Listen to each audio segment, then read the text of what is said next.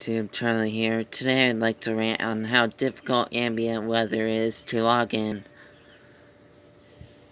First, it expects you to input your IP address, which I have no freaking clue what it is.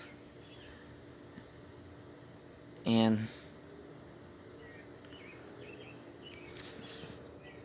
because the weather station's up there turning. I just don't know what else to say.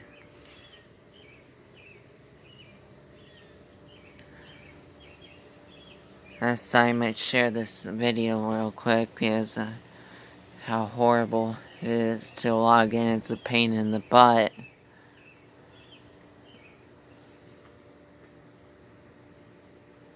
So yeah, I'm a little upset about that right now. Other than that,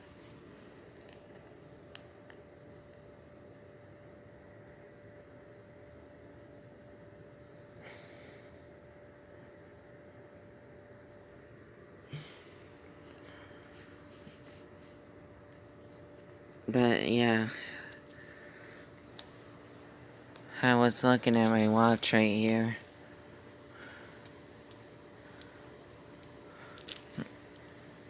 Other than that, it is pretty difficult.